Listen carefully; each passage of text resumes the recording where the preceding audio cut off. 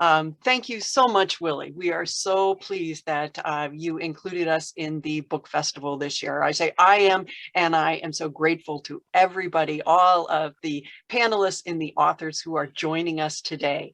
And we just had a message that Brianna is not going to be able to share some of her video, but you have a picture of her there. And so the plan for today, our session is called Survivor, What It Means to Teens Who Had Heart, Liver, and Kidney Transplants.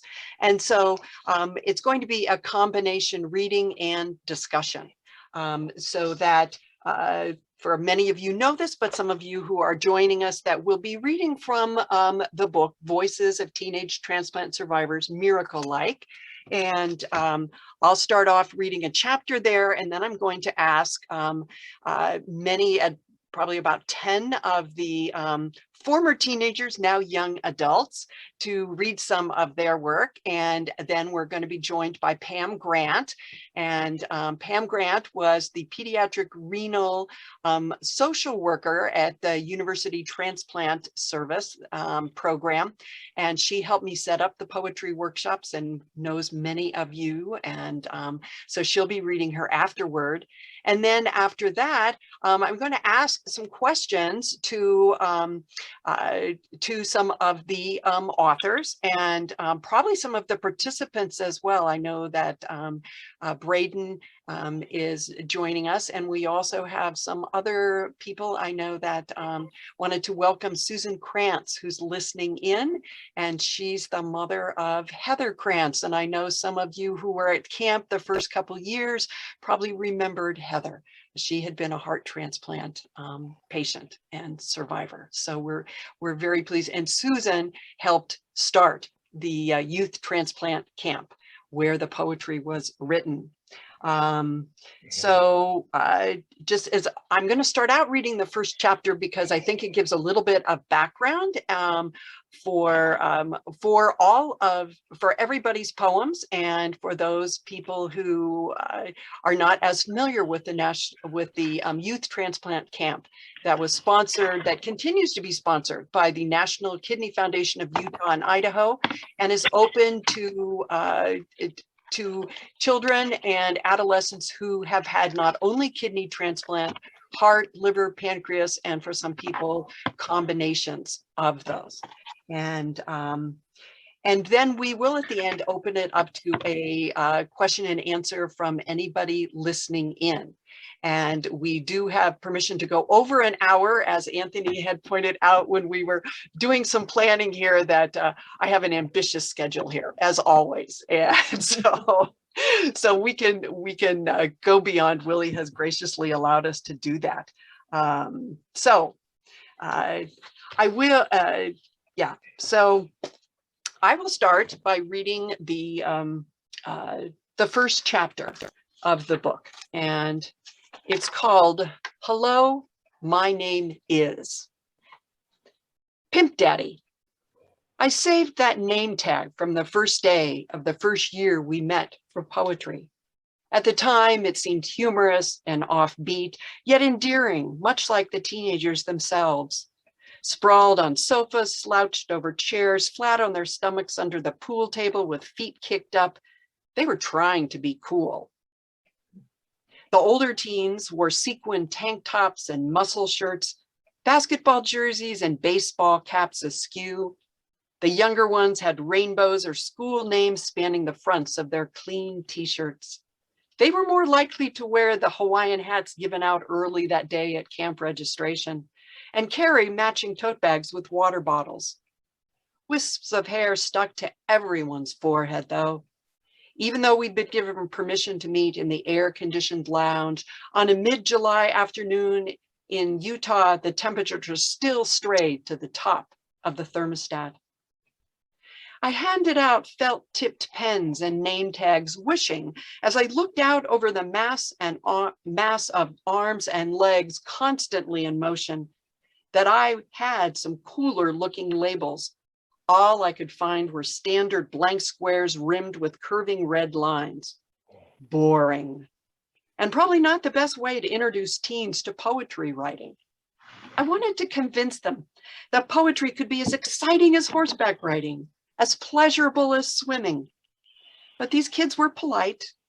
They followed my instructions just like they would the next year and the next and every year after. They wrote their names, I would not say neatly, on the tags, which they actually wore. I would learn that I was not the only one who needed help remembering which name belonged to whose face. Every summer, about half of the 20 or so campers were new. Even if they were returning from the previous summer, most likely they had not seen each other since then. Their hometowns ranged from Pocatello, Idaho, to Laverton, Utah, Las Vegas, Nevada, to Evanston, Wyoming. Email and cell phones may connect many of their voices during the school year, but not the teen themselves, whose appearances continually change. Braces one year, contact lens another. Sometimes they looked heavier depending upon which new prescription they had to take. Sometimes they were thinner following another surgery. What unites them year-round is one essential characteristic: survival. Each teen has lived through an organ transplant: heart, kidney, liver, pancreas, or some combination. Some have had retransplants, a second heart, a third kidney.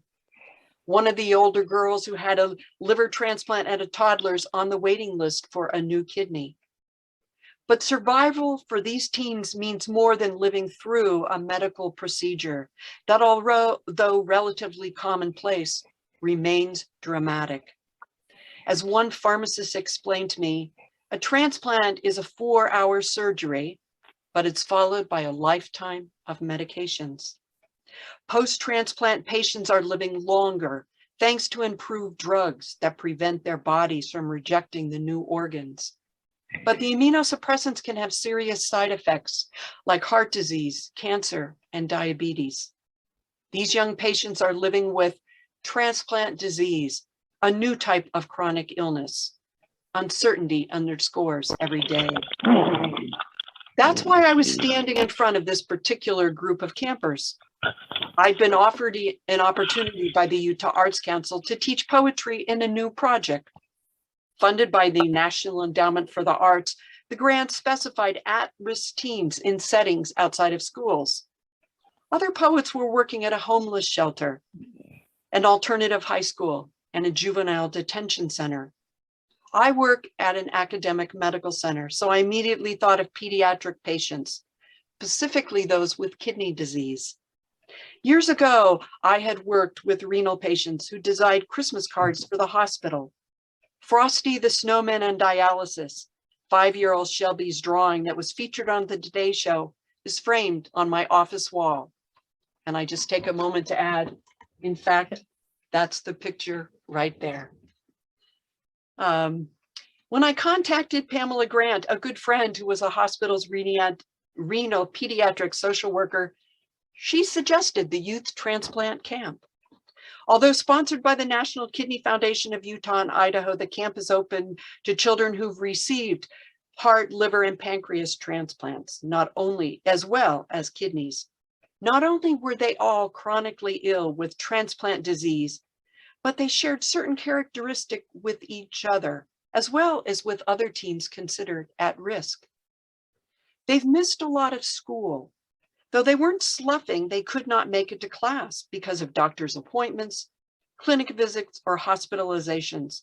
So some students lagged behind academically.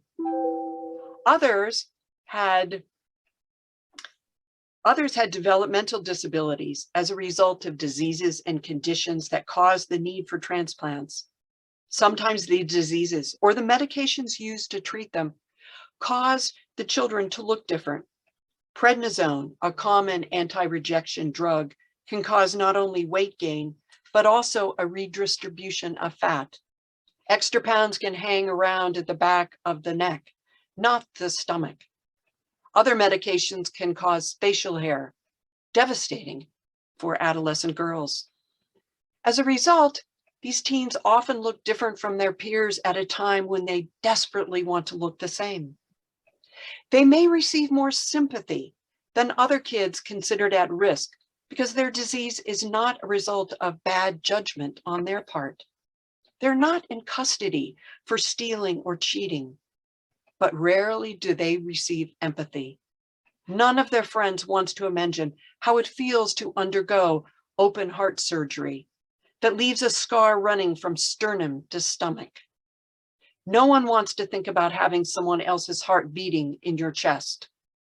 The emotional issues they must face and the philosophical questions they confront are not easy. While most teens see themselves as immortal, those who've had transplants know they are not.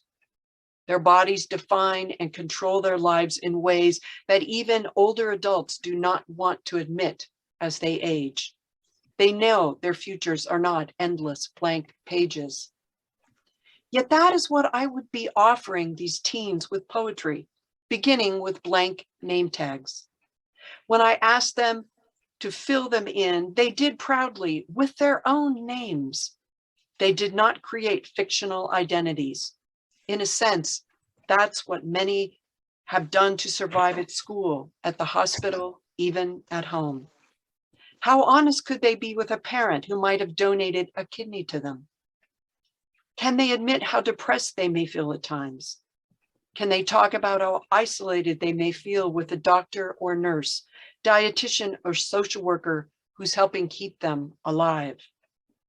Medically complex pediatric patients who have serious conditions that affect their daily living uniquely depend upon their parents to advocate for the health. On average, this means coordinating the care of 13 outpatient physicians and 6 subspecialists. At Kamp, I would discover these kids want to and can say, "This is who I really am." They wore name tags and wrote poetry because of what each offered them, an opportunity to discover their identity, to explore it, and give voice to who they are. I have saved the name tag with Pimp Daddy because it was such an anomaly. The 16-year-old from Wyoming who survived a liver transplant would write his own name and wear it prominently the next year. "Hello, my name is Chris."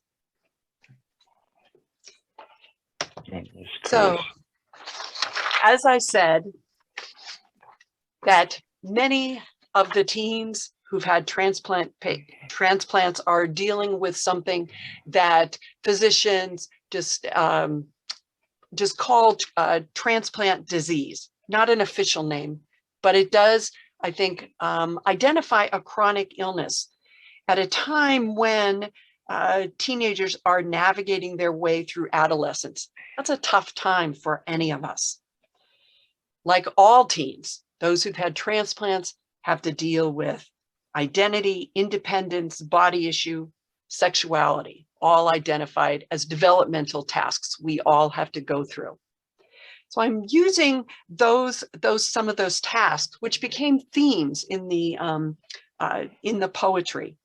And I will invite different people to read their poems as we go on. And I do want to have a disclaimer, which I promised I would tell everybody, that these poems were written as teenagers. And as those of you listening, when you start looking at photos, you're going to see that all of these teenagers now are wonderful young adults. And they might have written something else now. And I'm actually going to ask them about that later. So that it does take some courage to, as a young adult, to read aloud and share with others what you wrote as a teenager. And so I think we want to all keep that in mind. So identity is something that obviously all teenagers struggle with, but if you spend a lot of time in the hospital or a lot of time in hospital and medical clinics, your identity, you're named in different ways. And so that was the title of chapter 2, Illness and the Way It Names Us. And teenagers started out by exploring their names through nicknames that they had at home and in their childhood and at school. And I want to invite Excel to read her poem, Charts, which I think says so much. So Excel, please be sure and unmute yourself and share your poem with us. Okay, thank you. Miguel is Shell, that's what they had on the hospital charts. It makes me sound like just another sick patient they have to take care of. It makes me feel like I really am sick even when I don't feel like it. I mean, I know I'm sick when I'm in the hospital because that's why I'm there, but I try hard not to feel like it. Thank you. And I want to add just a little bit I wrote after her poem, and also one by Taylor McLeod. Some of you probably remember Taylor, have read her poem. And what surprised me when the way each girl, Excel and Taylor, correctly remembered to reverse the order of her name.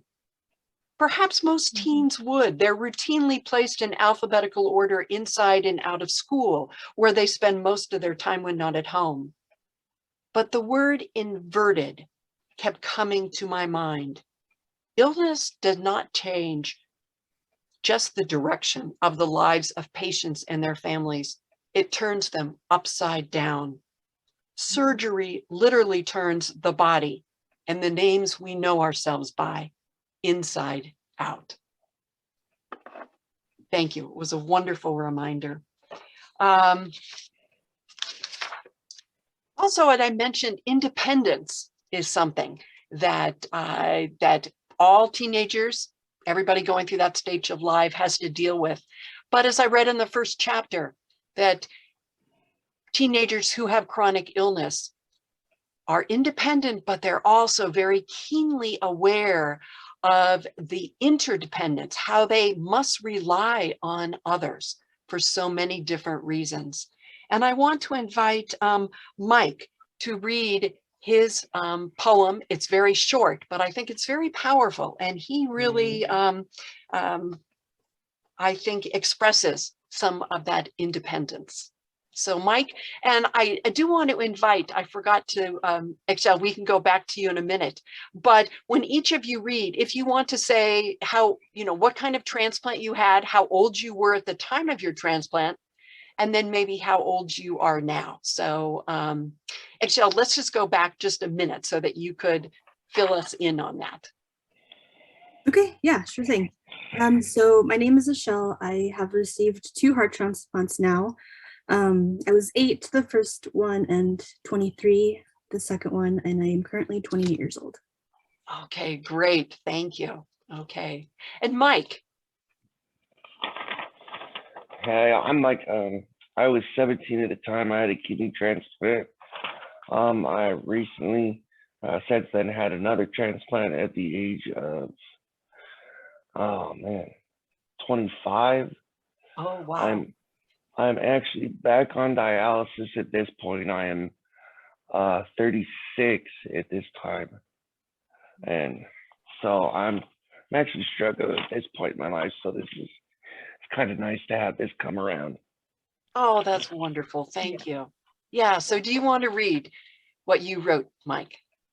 So my poem I wrote, I was in the hospital for the first 3 years of my life. I had to endure double hernia surgery. I was born with spina bifida and scoliosis. I don't remember anything. So I rely on the stories told by my mom. Thank you so much. And I think that is that I think as patients that you do have to rely on others for some of those stories. And then you have a chance then too, and I think some of you did with your poetry, revising some of those stories so they are your stories then too. Right. Independence, getting a driver's license was always kind of a cultural milestone towards becoming an adult and having your independence. And I think for teenagers who have to depend on parents to drive them so many places, that that driver's license can be really important. And I want to invite Jennifer to read her poem because it was such an interesting perspective too. So Jennifer, you want to introduce yourself? I'm Jennifer. I was 15 when I had my liver transplant, and now I'm 36. And I've been pretty fine most of the time with it, so I lucked out. But yeah, here's my poem. Let's see. While I'm driving in my '89 taupe Ford Escort, I'm listening to the radio. I am sick of listening to the commercials, so I changed the station. When I hear this song, I am stopped at a red light. I turn up the volume. I hear the latest hip hop song. I notice the lyrics. I listen to the song when I realize that I live in a bubble. They talk about gangs, drugs, sex, abuse, violence, and other bad things. I feel scared.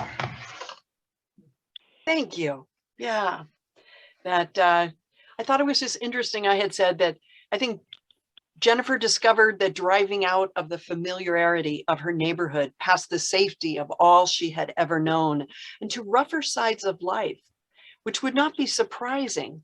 But at 17 years old, she'd already had to steer through the intersection we try to avoid, our own mortality. Thank you, Jennifer. In another poem about driving, Brianna writes about adjusting to life without one of her sisters, her older sisters, who's moving out of the family's house to begin an independent life. Brianna is, in a sense, writing about how it feels to maneuver, to negotiate your way through adulthood, childhood into adulthood. So Brianna, do you want to introduce yourself? Sure, my name's Brianna. I was 3 years old when I got my first transplant, my liver transplant, and then 5 when I received my second. Right now, I'm currently dealing with a complication from it, but hopefully not leaning towards rejection. I am now 31 years old. I live here in Utah now, and I'm a kindergarten teacher. All right, so my poem's called Leaving My Sister Behind in Alabama. Hot, bright, humid, sticky. Sister, different. Air brings togetherness, car brings sadness, tears overflowing, driving away, don't feel close, country between us, plains turn to mountains, different life, different air, Idaho air doesn't feel as sticky, drier, cooler, quieter. Thank you.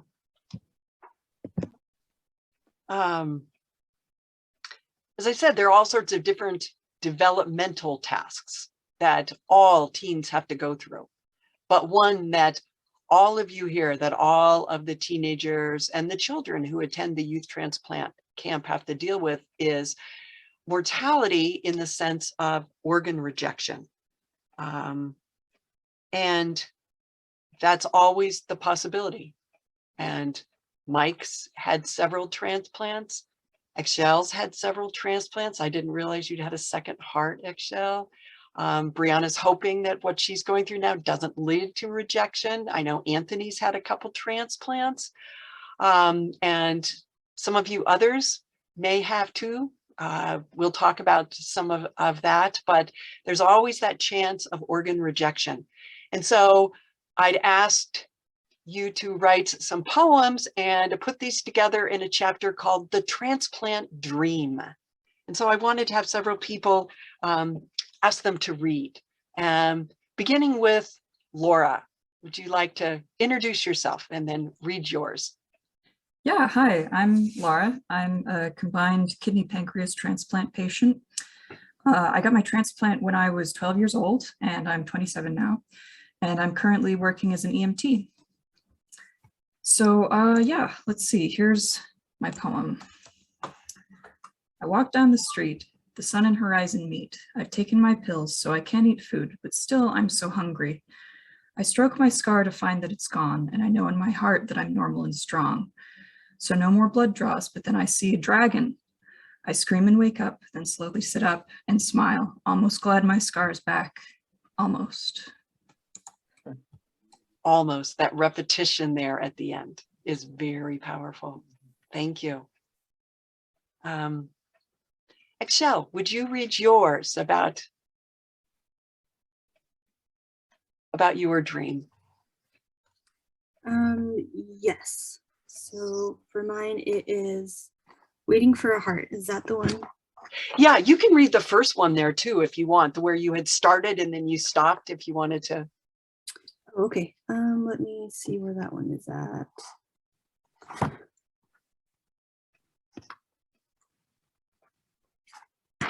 Okay, wait. Oh, how I do dislike waiting. I wait a lot, especially at the hospital, waiting for biopsies and for them to stop your fluid machine from beeping. But waiting for a heart tops them all. It's either life or death. You either get it or you don't. And then the nightmare one. I've heard that a dream is a wish that the heart makes, but I wonder what makes a nightmare. Are they your fears? Thank you. Some, like I said, these are all different issues and thoughts that you all have had to deal with that most of us in middle age and beyond, we don't even want to think about them then. So thank you. Brianna, do you want to read yours? Yes, this one's untitled. Rejection, the only word you understand. Back on the list. Back to short fingernails and endless tears. How could this happen? What did I do to deserve this?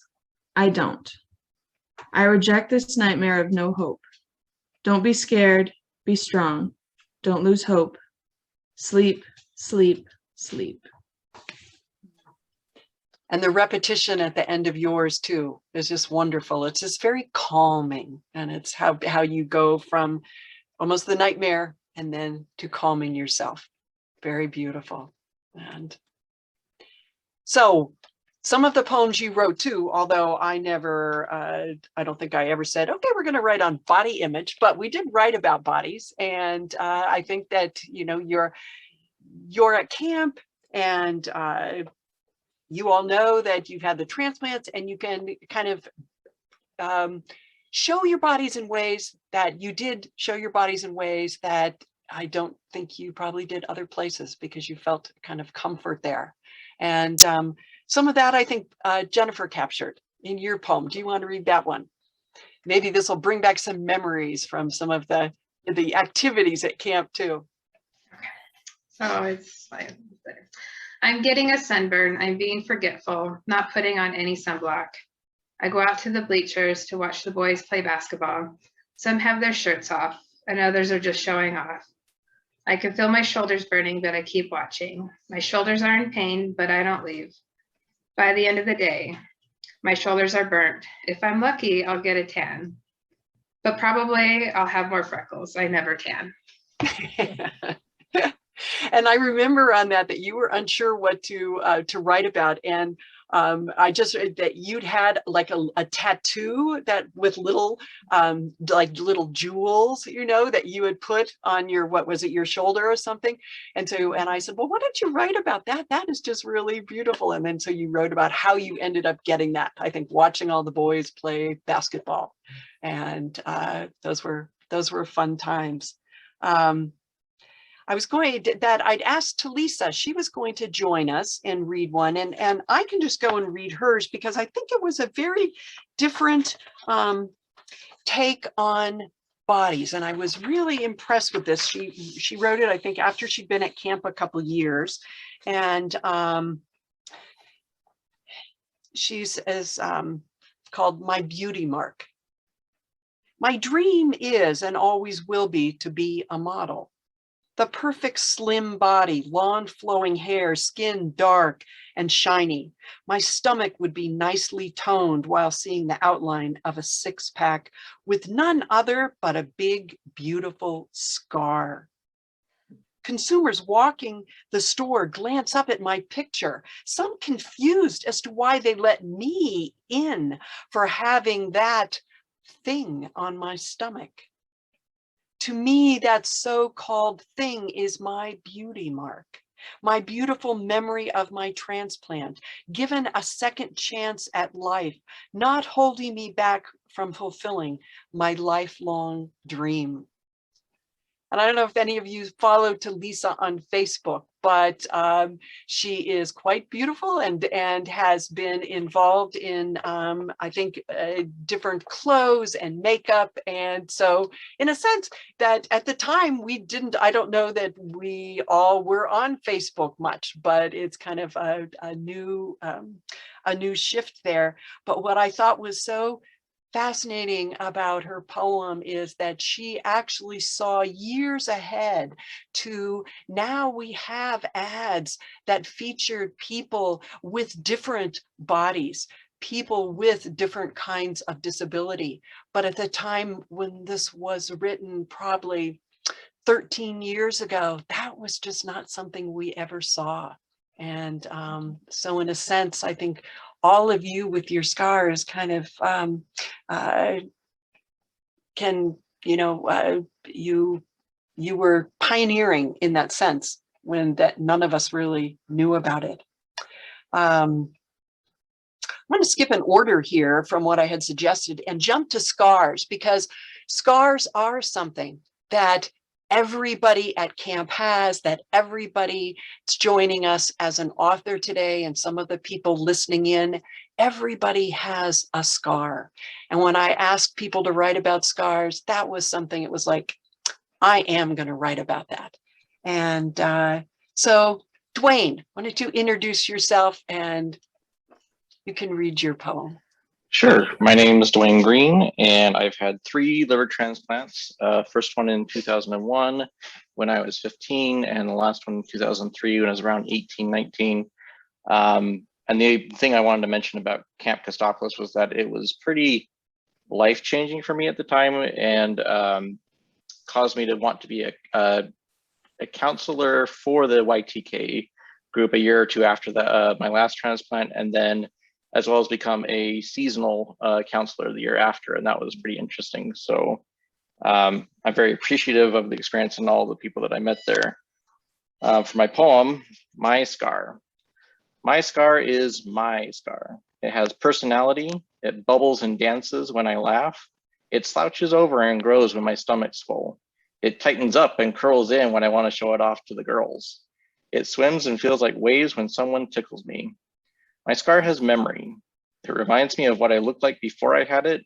It reminds me of what I did in the hospital. It reminds me of the staples and drains that were in me. It reminds me of what life was like before my scar. It reminds me of what life is going to be like. Thank you, Dwayne. And Dwayne, can you stand up or point the camera down towards your... Yeah, do you guys... Yeah, so this was the first t-shirt that we got in 2003. And I was very surprised that it still fits. So that was good.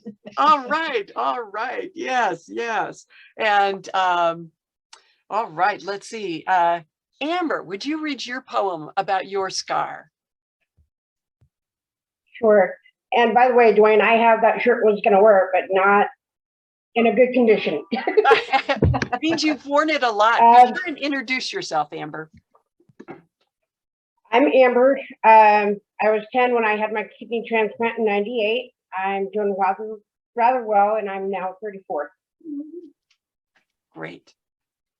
My poem, My Scar. My scar is like a smile. The doctor told me that it would be a full smile unless I could fit it into a half smile.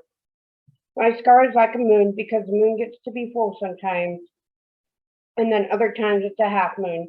My scar is like a path that will take me to California so I can visit my family that I only get to see every 2 or 3 years. My scar is like a star now because it's starting to fade away. Thank you. Beautiful metaphors in that. Brianna, do you want to mention about your background as a counselor too? Sure. Yes. Kamp K definitely changed my life for the better. I followed in Dwayne's footsteps. I saw when he was a counselor when I was there as a camper, and I was like, whoa, we can be counselors here. And as soon as I was old enough to be a counselor, I became a counselor and worked there for 4 summers, and then worked there during the school year season, the off season, for another 5 or 6 years. So that's where I met my husband. He was a counselor at Kamp as well. He ran the trip camps. And it's where I met some, amazing people that I still care about and love today. A lot of them are on this call. So it's been great to see your beautiful faces since it's been such a long time. So yeah, that's my experience with Kamp. I love it. And it's one of my favorite places in the world. All right. My scar poem is called Battle Scars. Having a liver transplant is like having a battle wound. We have fought for our lives. Many that we love have lost the war. Our scars make us different. For some, they create hearts, purple hearts for courage and valor. We've done something amazing. It's too bad that people won't look past our scarred exterior and help us heal. Thank you. Excel, would you want to read your scar poem? Yeah. So my scar. My scar for my heart transplant is in the middle of my chest. It represents all the hard stuff I've been through since I was 8. At school, I hide it because I just don't think people would understand or won't understand. I'm afraid that if I tell them, they might treat me differently. Here at Kamp, not so much, because we all have the same thing, a scar. I am proud of it. Not all kids have it. At Kamp, we are all one because we all trust each other. We have all gone through a tough time. Thank you. So now I wanted to look just to have 2 people read their poems, because I was so struck, Nicole and Amber, how they wrote about how they felt that I think they expressed so well what happens to the body when you're a patient. It becomes medicalized. It's seen differently. And I work now in the medical school, and I work with medical students and physicians, and it's something that they struggle with, and to try and see a patient as a person as well as a body that has a problem that they are supposed to and they want to help the patient solve. And Nicole was one of 2 people who the very first time we met wrote the first year, wrote about her experiences with such honesty. And Nicole, would you read your poem and introduce yourself too? Hi, I'm Nicole. I was 14 when I had my kidney transplant, and I'm now 34, so I'm coming up on 20 years, so I'm doing pretty good. My poem. A doctor was the dream when I was little, because they made good money and they saved lives. Now that I've had my 1.5 years experience of doctors, nurses, and needles, I never want to see doctors again. Doctors and nurses have done too many evil, unkind procedures that scarred me for life. All they were doing was trying to save my life, even though it hurt me.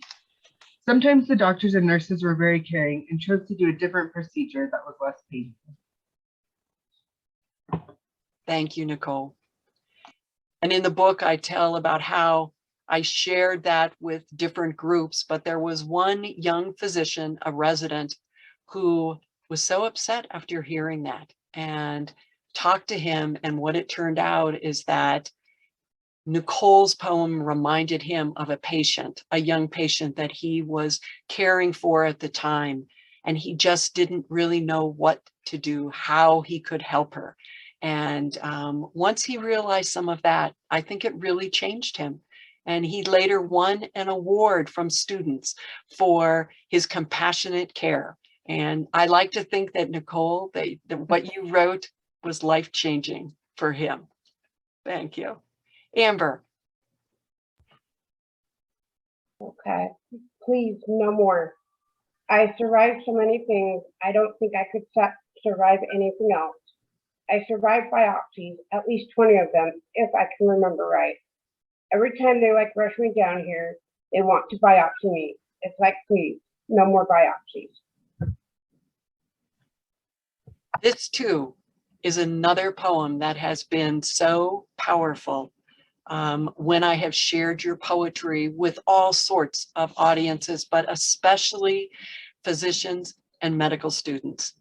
that they think of so many things as procedures. Biopsies are simply procedures, and forgetting what that actually means to the patient and the person undergoing the procedure. And what was so interesting, the one time there was a retired anesthesiologist listening to it, who said that that your poem, Amber, took him right back to his days as a trainee, when he was watching a physician keep sticking a needle back into a patient, trying to get it right. And he wanted to ask that attending physician just to say, stop, stop, don't you see what you're doing?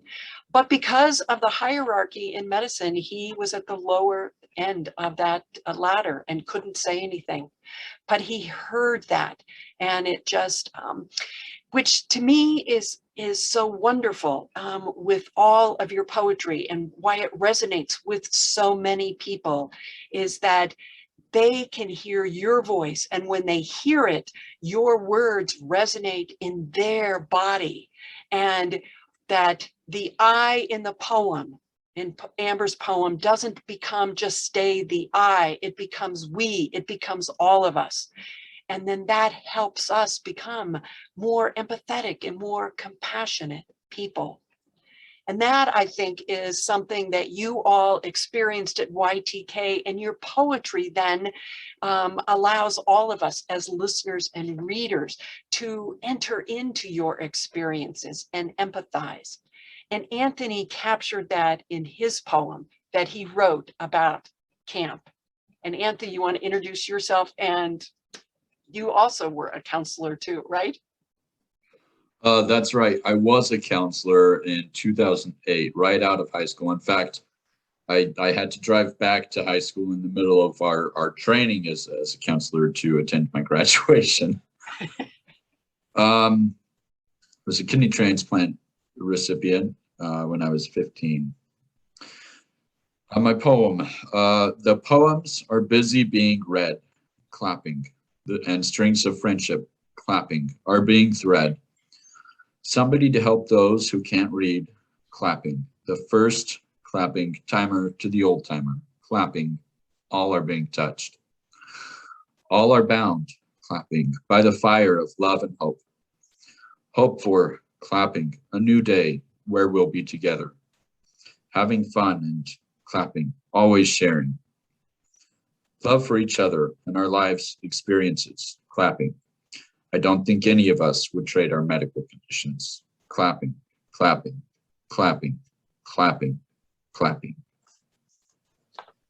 I think we have to clap after that one. That was wonderful. Thank you, Anthony, so much. And I want to read something that I had written, because I think I wrote it more eloquently than I just said too. But I said that writing becomes a form of public testimony. When audiences listen to illness narratives, and your poetries qualify as illness narratives, they bear witness to the complexity of the emotional, physical, and even existential suffering patients undergo. Our moral imagination is awakened through narrative, particularly the intense language of poetry. Words charged with emotion condense experiences into meaning that resonates in the bodies of audience members. As the voice of the poem, the I, becomes we and encompasses listeners and readers. We are transformed into empathic witnesses. And I see that happening so much. So for the reading portion, we will conclude with an invitation to Pam to read her afterword, because I think there that she shows us how your poetry reaches out not only across professional divisions and personal, but geographical divisions in this world. So Pam, do you want to introduce yourself then too? My name is Pam Grant, and I'm so glad to see all of you. This has been a real treat.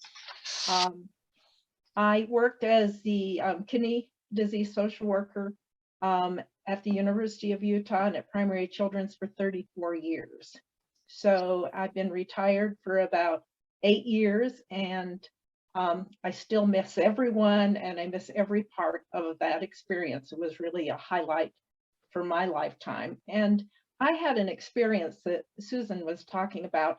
I got to really experience the universality of the poetry by sharing it with doctors and nurses in Guatemala. And she asked me to write this afterwards at the end of the book, just summing up how the experience of your experiences and your words crossed the oceans and touched people in another part of the world. Okay, this is the afterwards. The poetry written by teenagers at the Youth Transplant Camp, sponsored by the National Kidney Foundation of Utah and Idaho, has had far-reaching impact, crossing geographical and cultural boundaries. I experienced this firsthand when I was asked to speak at the first Congress of the Multidisciplinary Management of Children with Kidney Disease in Guatemala City, Guatemala. This was in March of 2006. The meeting was sponsored by the Guatemalan Society for Nephrology and the University of San Carlos. The U of U Pediatric Renal Disease Program had initiated a relationship with the Guatemalan Foundation for Children with Kidney Disease in 2003. They were a part of an international program we called the Sister Renal Centers that were launched in 1997, in which supportive centers of excellence, which we were, the university, are paired with emerging centers in developing countries. I was asked, along with my interdisciplinary team members at the university, to speak about psychosocial care in the kidney disease setting. While I was honored by this request, I initially wondered, what do I have to offer? The economic, social, and cultural realities of healthcare in an emerging country were no doubt vastly different from what we had in Utah. With our wealth of resources, how could I comprehend the challenges facing children and family in the developing world?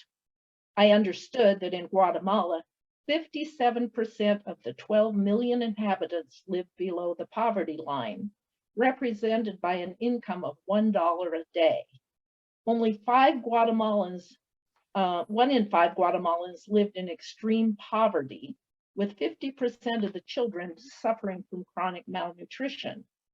It was estimated that only 35% of patients with kidney failure would ever be diagnosed or ever be treated. Social work concerns itself with the social support structures of our society: hospitals, schools, financial institutions, healthcare resources. We advocate within and mobilize resources to support our patients and their families throughout the illness. We have access to a myriad of community resources, including things like specialty camps like YTK. Where could I find commonality, a bridge between the two worlds of pediatric psychosocial care? As I thought about it, the answer became quite obvious through the voices of the patients themselves. I approached the task with confidence that the poetry that the teenagers had written would resonate with the medical caregivers in Guatemala.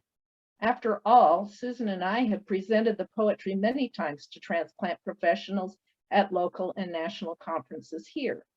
Our audiences always reported they felt enlightened and inspired. I hoped and believed that our Guatemalan colleagues would as well. In preparation for the presentation, the poetry needed to be translated into Spanish. With a large Spanish-speaking patient population in our transplant program, we relied on translators from the university's interpreter pool. One young woman had worked with us in a variety of settings, including our transplant clinics. She interpreted for patients and families going through critical illness junctures, the initial diagnosis, the discussion of treatment options, and rejection episodes. I witnessed a unique sensitivity and empathy in her interactions with families. I believe that she would capture the essence and the authenticity of the teens' words. I selected a group of poems that highlighted the themes Susan has so richly illustrated throughout this book: identity, body image, peer belonging, survival, hope, and mortality. During our transplant workshops, Brad Nelson, a University of Utah photographer, had volunteered to take informal candid portrait photos of the individual campers. Each presentation slide includes the translated poem accompanied by the teen's portrait. We arrived in Guatemala several days before the conference. Our hosts shared with us the richness of their country, the geography, and the culture. They introduced us to their medical care system. We toured the hospital, clinics, and the future space that would become the very first pediatric dialysis center in Guatemala. The passion about bringing pediatric care to the children of this area was contagious. We all felt a great honor as we shared our experiences and our expertise. During my presentation, I read the poems in English while they appeared on screen in Spanish, an interplay of written Spanish and spoken English. 2 languages, 1 voice. My audience was attentive, nodding with recognition throughout. On occasion, eyes brimmed. I imagined that they were seeing and hearing the voices of their patients in our patients. I felt the poetry had made a universal connection. After the presentation, individuals expressed their appreciation and we strategized the logistics of setting up a similar program for them. What remains imprinted in my memory was a senior physician exclaiming, "Que regalo nos han dado." Even with my limited Spanish, I knew what he was saying. What a gift you have given to us. What a gift you all have given to them. Our medical team, too, has been the recipient of this gift. The teens, some eagerly and some with hesitation, have shared their individual poems and chapbooks with their doctors and nurses. Patients and their medical staff primarily communicate in the language of the illness, vital signs, labs, medications. The poetry provided the staff with a window into the teens' inner world through a new language. The medical staff has come to see patients in expanded new ways. One teen reported that his doctor loved his poem so much and wanted to have a copy of it to hang in his office.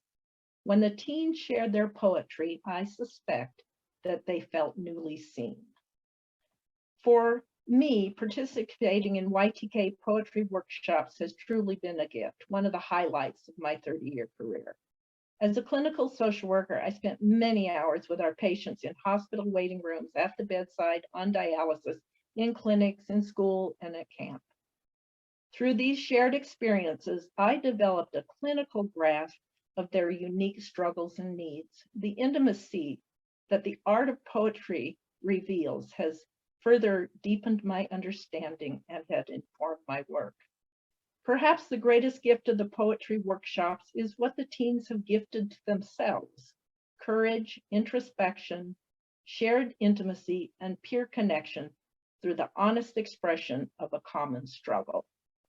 I've always been acutely aware of the enormous benefits of the expense-free camp the National Kidney Foundation paid for everyone to attend, and the enormous benefit of the poetry workshops for our patients. As I prepared for the visit to Guatemala, I found myself framing the camp and the poetry as luxuries. Yet what is a luxury and what is essential? I struggled with this question. I thought about the essential needs so basic in developing countries, such as food and healthcare security. Now that I have witnessed the healing impact that the poetry had on our teenage transplant survivors, as well as on the medical staff here and in Guatemala, I would argue that it too is essential. Thank you.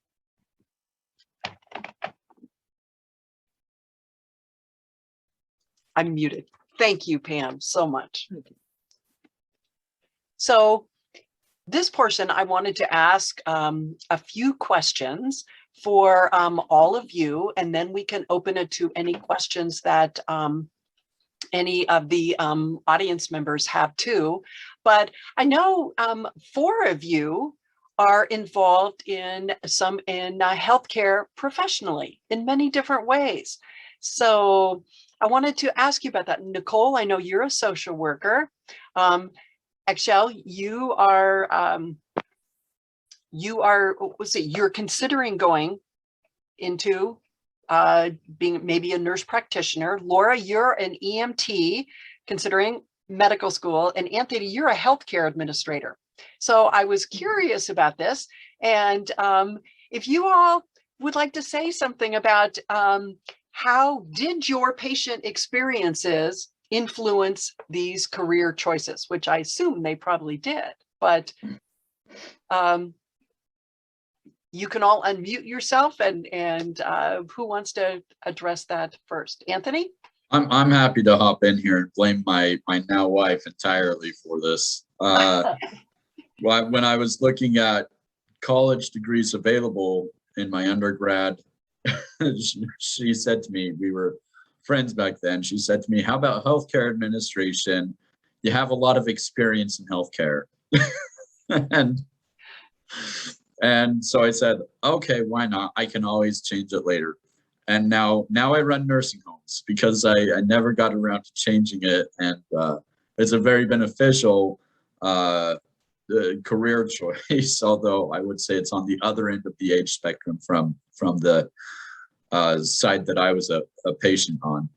But it's definitely informed my career choices and my operational choices as an administrator, to remember my patient experience and to remind my providers that I oversee, nurses and CNAs and sometimes physicians, to consider the perspective of the residents and the families involved in the care also, and to step back and to remember the person, the human in all of the health-based care.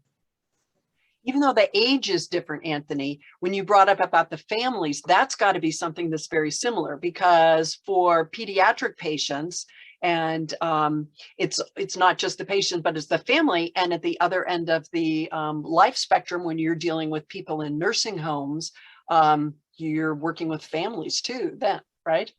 Oh, I would absolutely agree with that. Yeah, as a child, my parent was absolutely an ardent advocate for me as a patient, and now that I am in a provider role, provider administration, absolutely. Now I feel sympathy for me, though, having to deal with families frequently. Okay, and Nicole, now you're working as a social worker. You want to tell us a little bit about that? Sure. So Pam was my inspiration for becoming a social worker. She helped me a lot when I was struggling during that time. So I got my degree in social work, and I worked in residential care with troubled teens. So my forte is teenagers. Currently, I'm a mental health therapist for all ages, but I still kind of focus on teens. So, thank you, Nicole. I'm sure you're a wonderful social worker. Thank you. Yeah. And Laura, so you said you're working as an EMT. Yeah, that's right. Yeah, so I actually just got my license. I've been in school getting ready for to apply to medical school. And yeah, my transplant definitely gives me empathy for patients. It's hard to say whether or not I would have ended up in the medical career if I didn't have my health problems. Because, even as like a little kid, before I had any of these problems, when I was 4 years old, I knew that I loved science and I knew that I loved helping people. But being a transplant patient, it definitely makes you see things a different way. You see someone who's having like a really, really hard time, either their kidneys are failing or they just got a cancer diagnosis or something that most people would consider absolutely horrible, and it is horrible.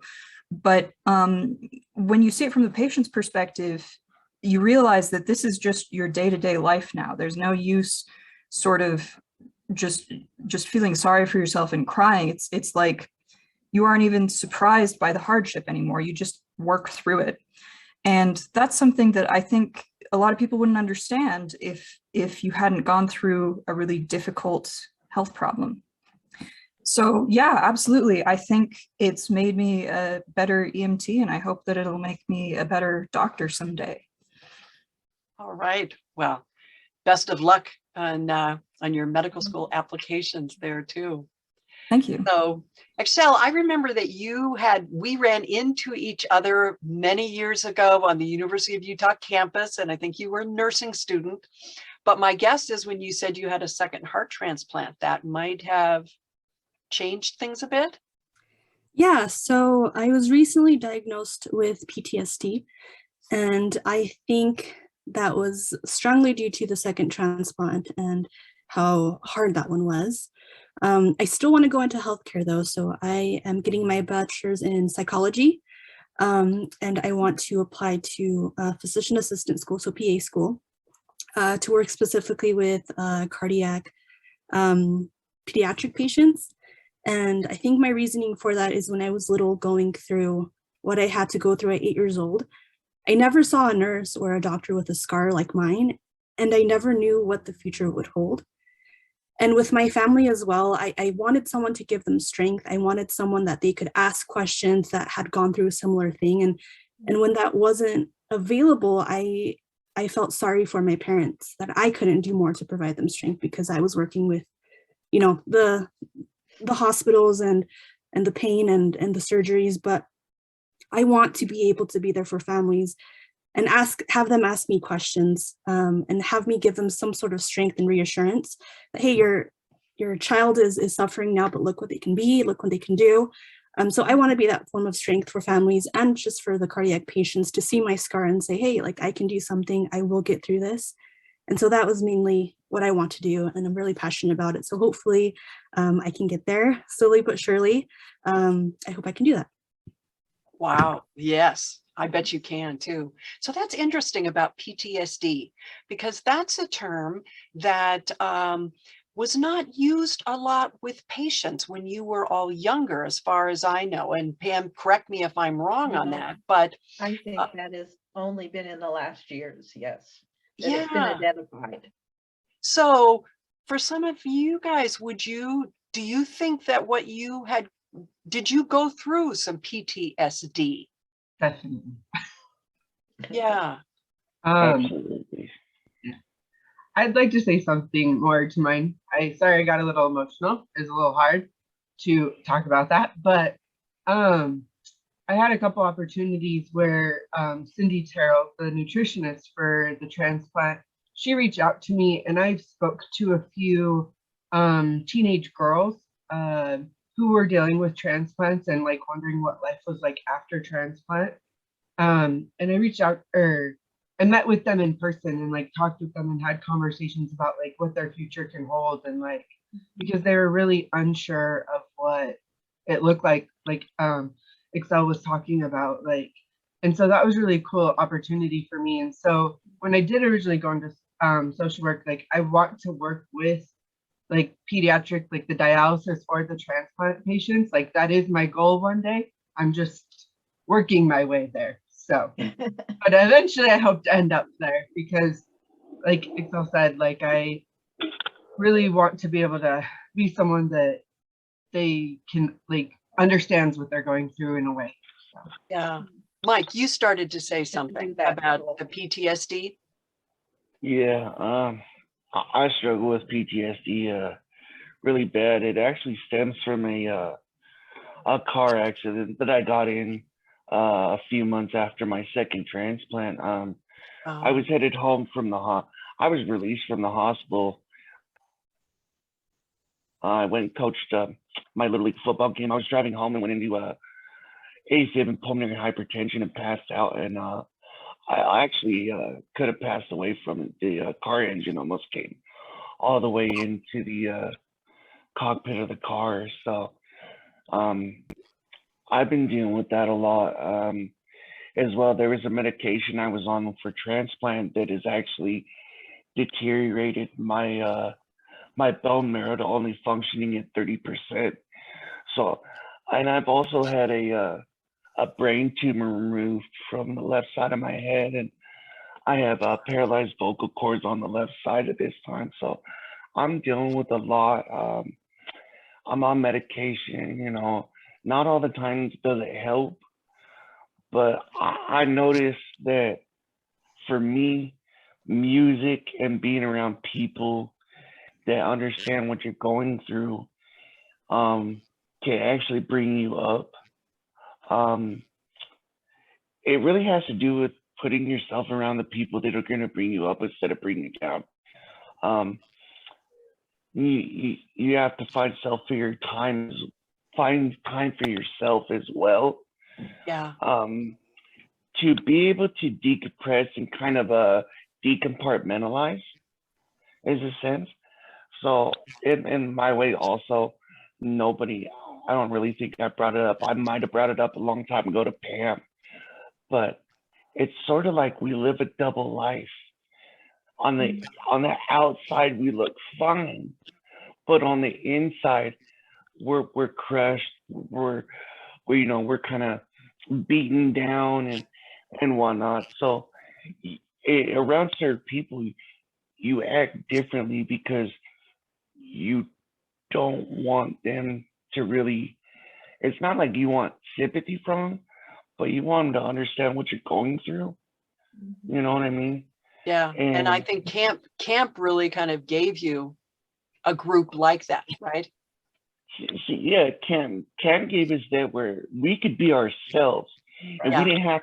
we didn't have to put on that other front, you know, for people. Like, say in the hospital or in a doctor's office, we're a different person, but you get us out of that setting and we're a whole completely different person because we try not to let our situation define us as a person, but at the same time you want to educate and let people know. And right now I have this girl that goes to dialysis. She's 21, which was the same age I started dialysis on, and I've almost been on dialysis for 11 years. And she misses a lot of dialysis, and it's sad, and I understand how hard it is. You know, with me being on it for so long, you know, I've watched people, either get transplant, but for the most part, they pass away, unfortunately. So it's either you get the transplant or you end up dead. So I try to instill in her that regardless of how tough and how hard it is on your body, you got to come to dialysis, because she was on the transplant list, and because she's missed so much, they have now removed her. Yeah. And it just breaks my heart, Yeah. you know, because I'm sitting here trying to decide if I want to go after a third transplant or not, because my second transplant was hell. Yeah. I mean, I went through hell, and I'm still going through hell. I got COVID January 1st of 2020.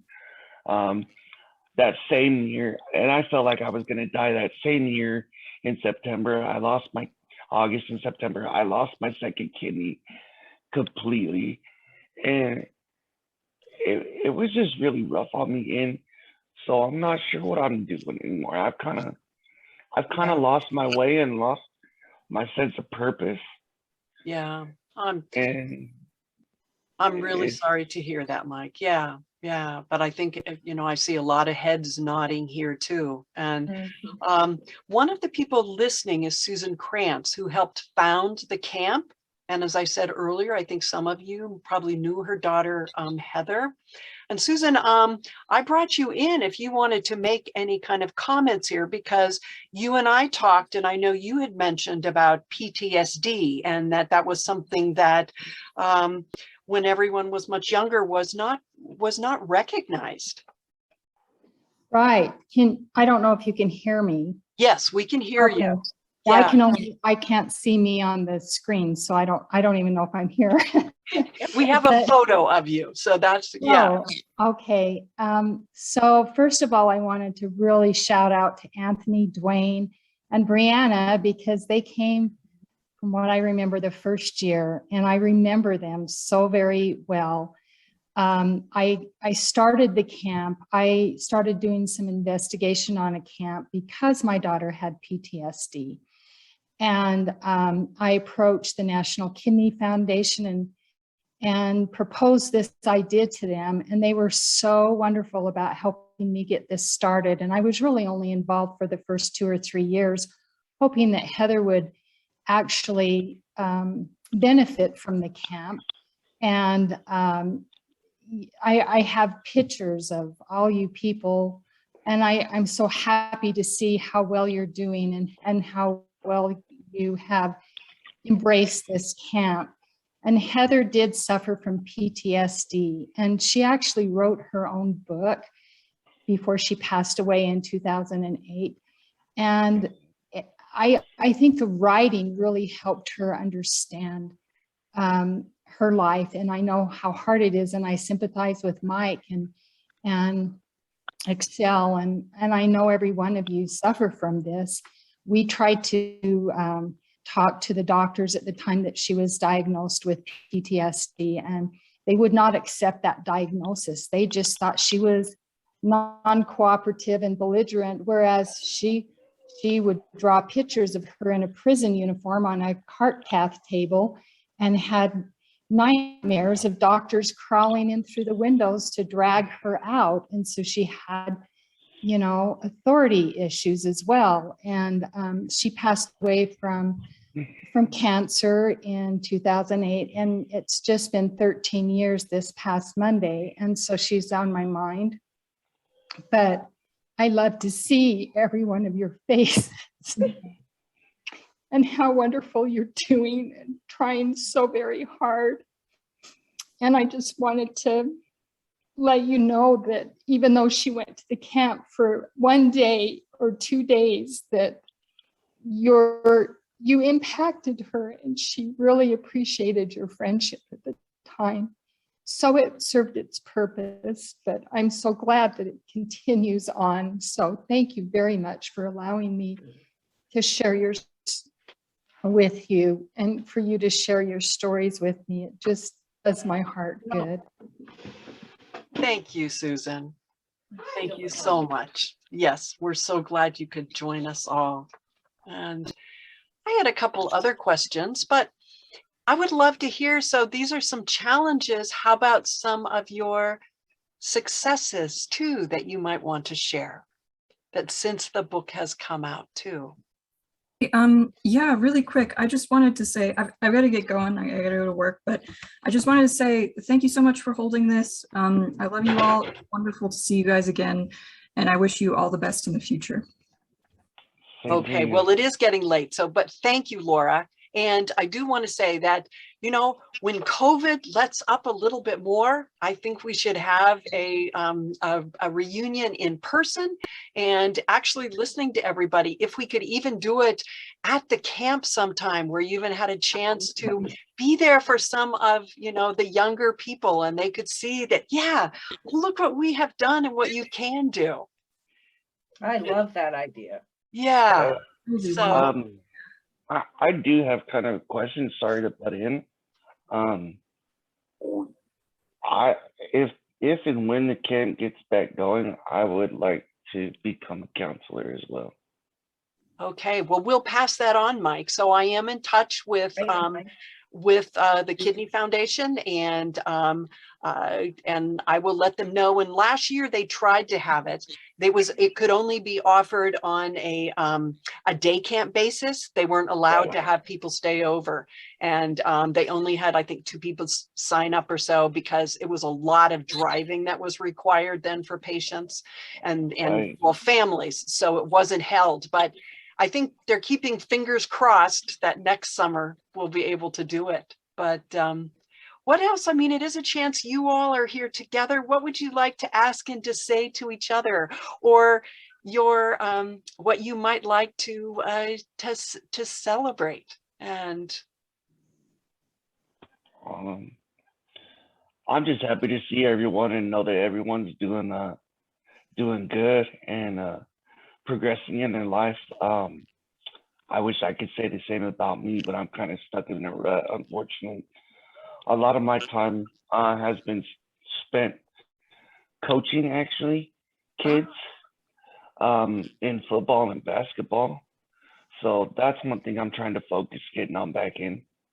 But with dialysis and stuff, it's kind of hard because it's really taxing on my body.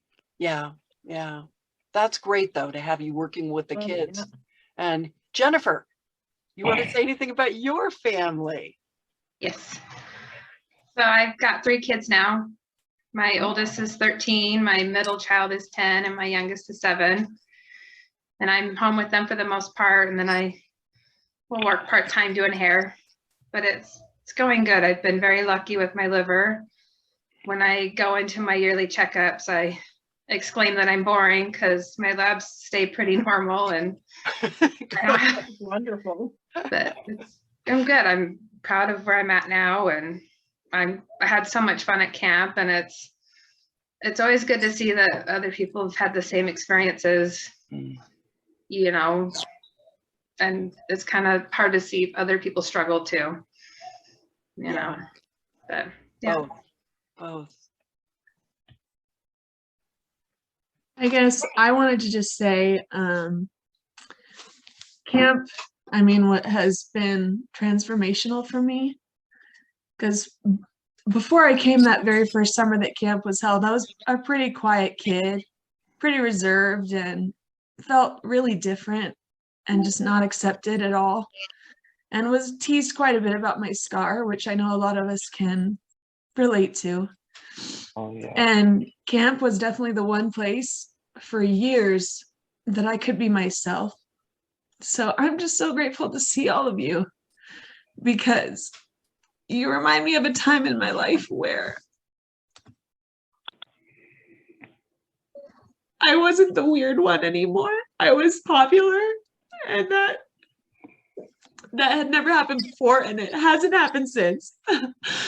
But it was just such a magical time, and I'm just so grateful for everything that we were able to support each other and help each other through some really hard times, and also be there for each other for some really fun times. I mean, I don't know about the rest of you, but the things we did at camp, I didn't really get to do anywhere else other than like occasionally swimming other places, but I never had a community like I did there. And I mean, when I would get that registration packet in the spring, it was the most exciting thing ever. I was so excited to fill it out and like put my t-shirt size and say like I'm coming. And it was just the best. So I just want to thank everybody that's here for being involved in any way with making my life better and fuller and richer, because that's truly what transplant camp did for me. And I look back on it with such fondness. So I'm just so grateful and just want to thank everyone. And I hope you're doing well. I know I'm struggling right now. I was in the hospital a couple weeks ago, and Susan was sweet enough to come and visit me, which just shows how strongly we're connected. And that wouldn't have been possible without camp. So I'm just so grateful to Pam and to Susan and everyone at the Kidney Foundation that allowed a little girl from Idaho to find a place where she could belong. So I'm just so grateful. And you're helping a lot of little kindergartners now find their place. And I bet you are immensely popular among them. Dwayne, I don't know about that. Dwayne, do you want to say a little bit about what you're doing? Yeah, and just a follow-up comment on Brianna, like when she was saying like she was like shy and not popular, I was like, there's no way. She was always the popular one at camp. Like everyone wanted to hang around with her. She thought like everyone thought she was the coolest. They all wanted to be around her. And then as far as camp goes, like it was amazing. and then when I became a seasonal counselor for the camp, they give you names, or you pick your name, and it's usually like an animal or and I had a really tough time picking mine, but I picked dragon. And then I met a girl named Frog there, and then we got married a few years later. So we've been married for 14 years, so very similar to Brianna's story about like meeting your significant other at camp and being with them and being very happy. And now I have 3 kids, and I think having kids could even be pretty a source of friction, where it's like, do we want to try that out and put them through some of the same experiences that we've had? And I was very lucky that all 3 of my kids are very healthy right now, and I'm hoping that they don't get anything that I've had, but if they do, I know that through what I've gone through at camp and the ways that people have talked about their transplants and things like that, like at least they'll have an advocate on their side, and there's opportunities for those kids to get better. I know that with Susan Krantz' ability to get this started, and I think that it's provided hundreds, if not thousands, of betterment for people's lives. And I'm very appreciative of being in like that first cohort to go through it, and just really appreciative of the opportunity.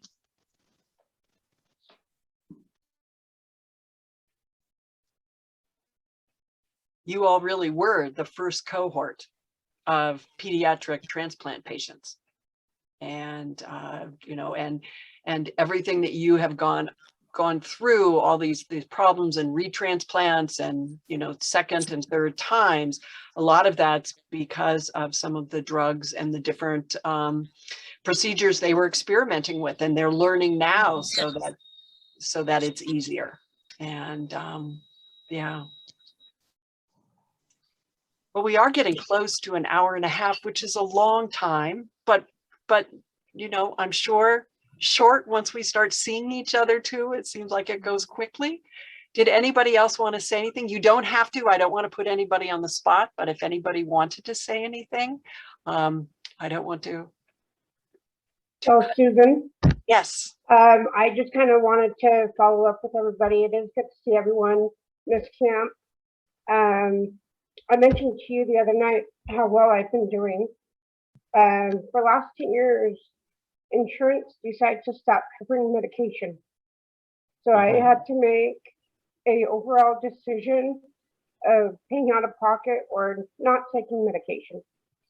So at that time, my husband and I consulted each other and said, let's do what's best, try and do what we can out of pocket. About 2 years into doing that, we decided it was not working out very well, and insurance still wasn't helping no matter what we did. So we made the decision and stopped taking medication. I started with the lowest dose medication of prednisone and the Imuran, because I was only on those 2 to 3 days a week, and then the rest was my anti-rejection, being on cyclosporin 2 to 3 times a day. About 6 months in, I finished my last dose, and since then I've not been on any medication. And thanks to my family support, including my mom, I have been doing pretty well. And so I just take care of myself. And I found out a few years back having severe endometriosis, so I'm not going to be able to have children of my own like I had planned. But one day I hope to be able to foster and adopt in a better situation. Wow. Thank you, Amber. Thank you for sharing, Amber. Yeah, and wishing you the best of luck on that too. Thank you. Definitely.